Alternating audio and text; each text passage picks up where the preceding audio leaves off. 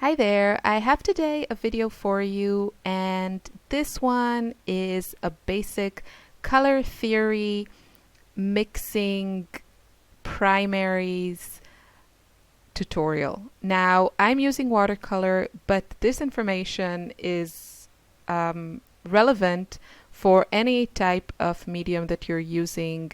And if you're a scrapbooker or a crafter and you subscribe to my channel for those videos, then this would also be really relevant for your mists, your inks, acrylic paints, whatever you have.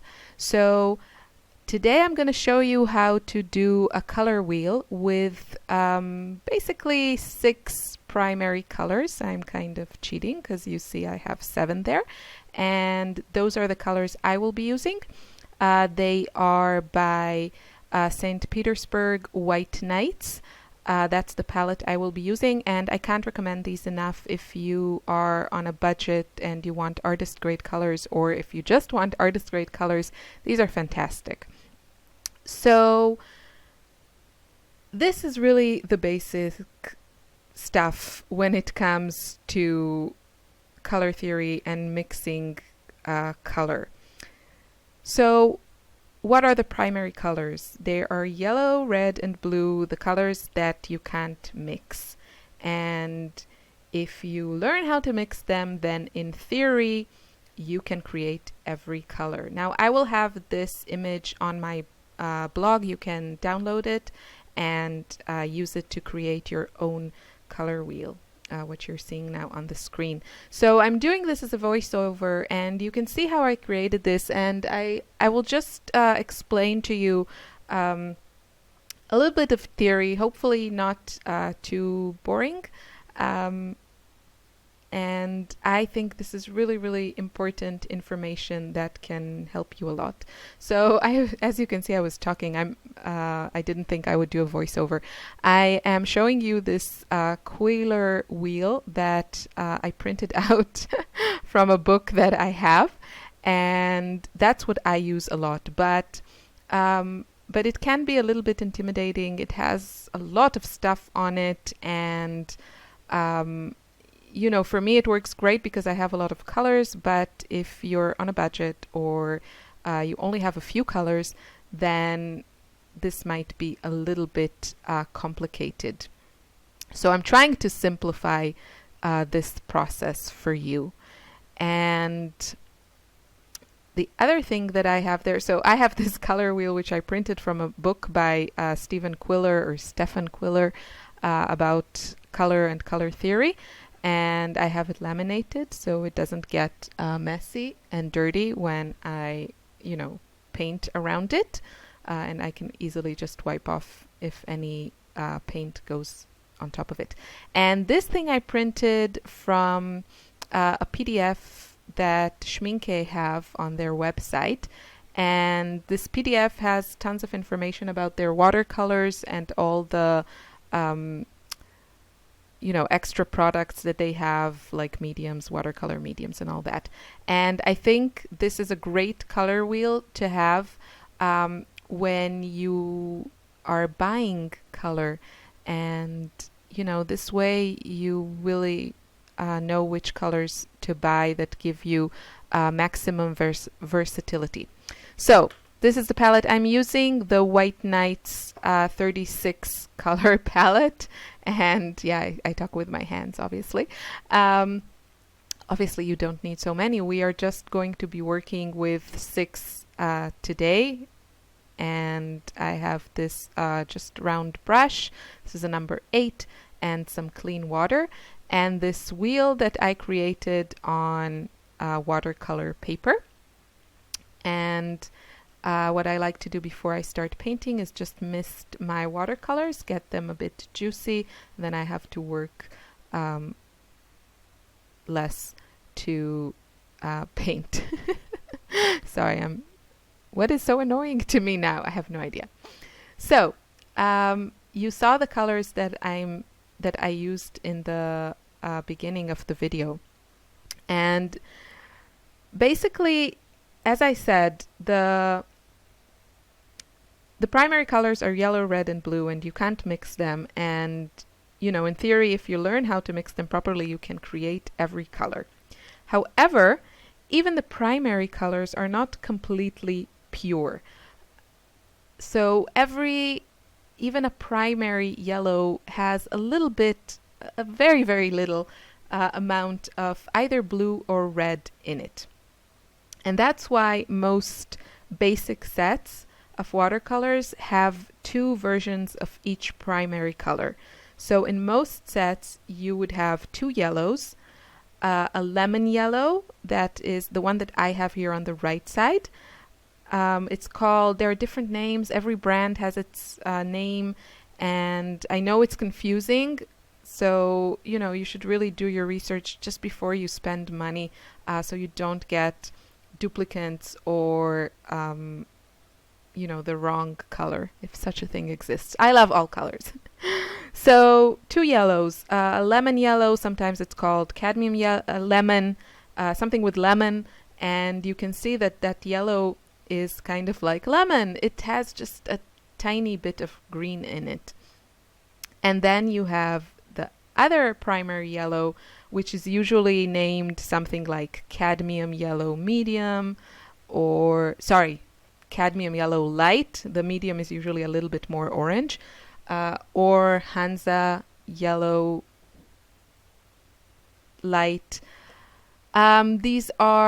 They can vary a little, and some brands offer many similar colors, but this would be a more orangey yellow. It has just a tiny bit of red in it. It's more like a sun as opposed to a lemon. And then we move on to the reds. So usually in a basic set you would get two reds. One will be usually named cadmium red or permanent red, and that's more of, like a London bus fire hydrant red. So it has just a touch of yellow in it.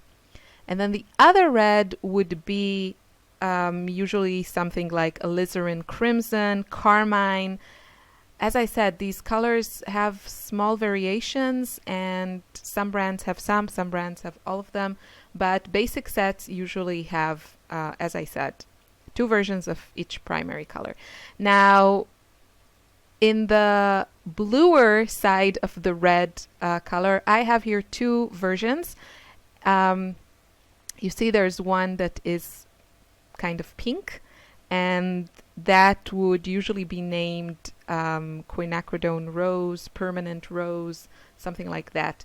And I can't really mix that color from the other primaries. So that's why I love it on my palette. I love the color in itself, but I haven't succeeded in mixing it. If someone knows how to from the other primaries, then please let me know. But I can't get that shade of beautiful pink. So that's why I consider it as a primary here. And you can see that next to that pink I have put carmine, which is a primary red that has just a touch of blue in it. Moving on to the blues, most basic sets will have two blues.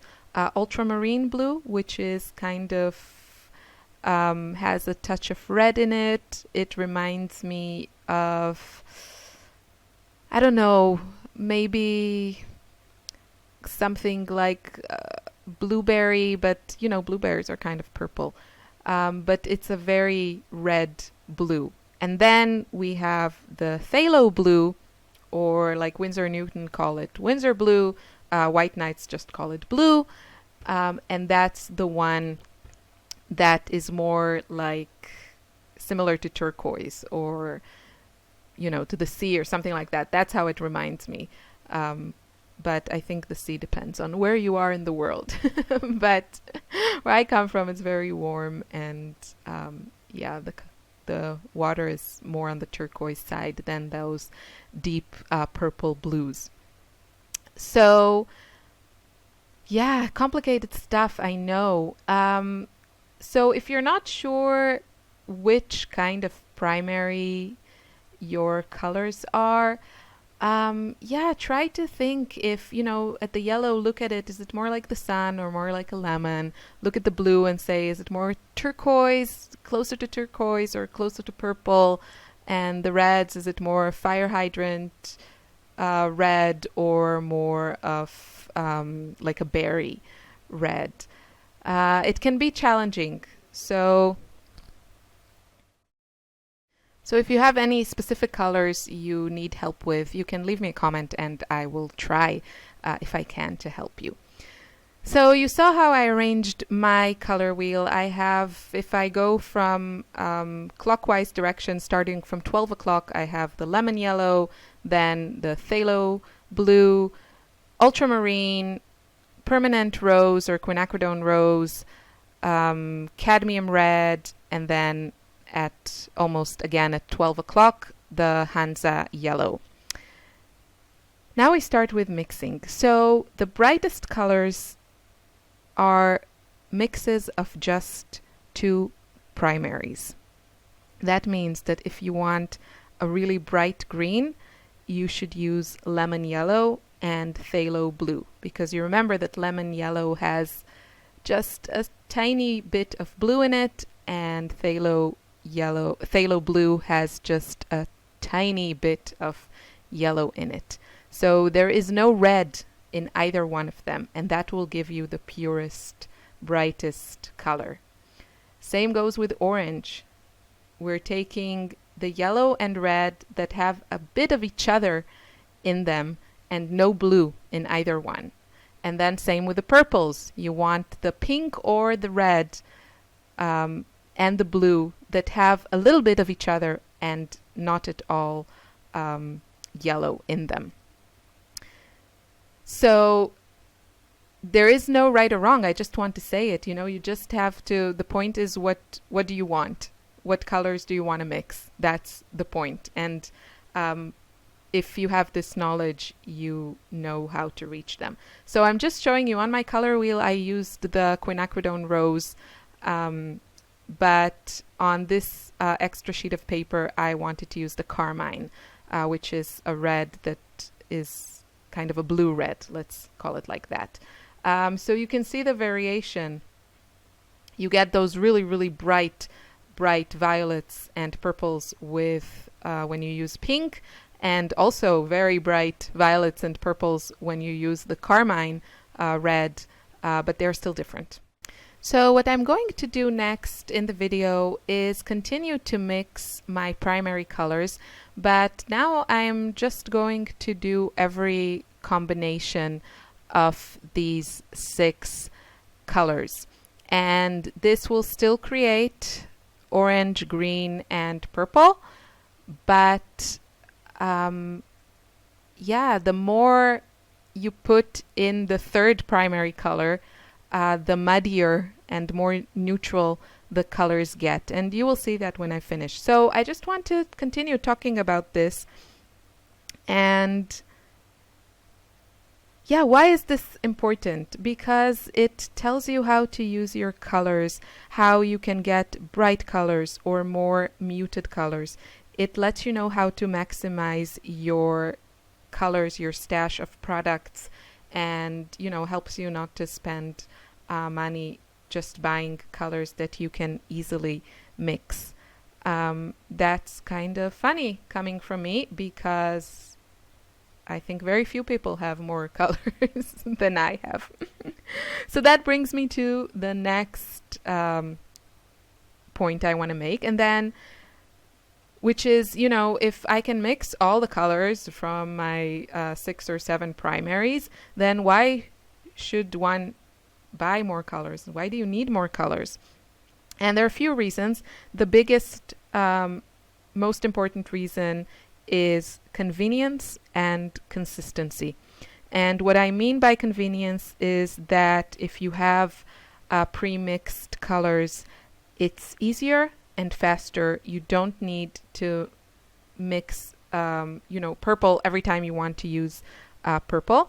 And I think maybe there's also less waste like that, because you don't have to mix an amount that you don't know if you'll use all of it.